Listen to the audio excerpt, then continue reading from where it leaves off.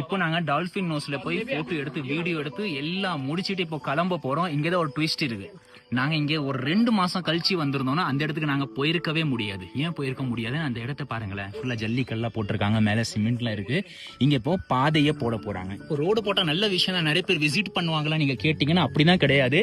இந்த இடத்த க்ளோஸ் பண்ண போறாங்க, டால்பின் நோஸை அடைக்க போறாங்க. ஏன்னா இங்க வந்து நிறைய மக்கள் அழிச்சாட்டியம் பண்றாங்க, அநியாயம் பண்றாங்க. இங்க வேலை பாக்குற ஃபாரஸ்ட் டிபார்ட்மெண்ட் உள்ளவங்க இதனால பாதிக்கப்படுறாங்க.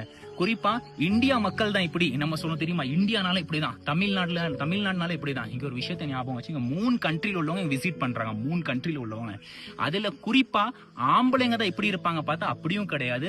அதர் கண்ட்ரில உள்ள பெண்கள் இருக்காங்களே, வந்து அந்த டால்பின் நோஸ் எங்க நான் நின்னனோ அங்க கால் தொங்க போட்டு ஸ்டில்லு கொடுக்குறாங்க. இதனால பிரச்சனை என்ன ஏற்படும்?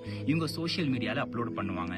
இதே ஒரு மீடியாக்கார பார்த்துட்டு டால்பின் நோஸ்ல எந்த ஒரு சேஃப்டியும் கிடையாது, ஃபாரஸ்ட் டிபார்ட்மெண்ட் நல்ல கவனிக்க மாட்டேங்காங்க அப்படி சொல்லி பேசி இங்க உள்ள ஃபாரஸ்ட் டிபார்ட்மெண்ட் மேல குற்றச்சாட்டு வந்திருக்கு. இது நடந்தது நேத்து. இப்போ நான் வீடியோ எடுக்கிறேன். நீங்க எத்தனாம் தேதி இன்னைக்கு?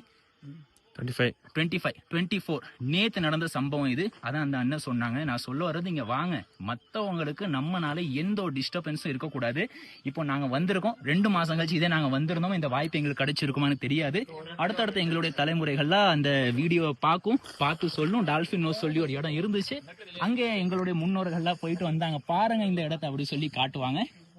we are so lucky, அல்ஹம்துலில்லாஹ்.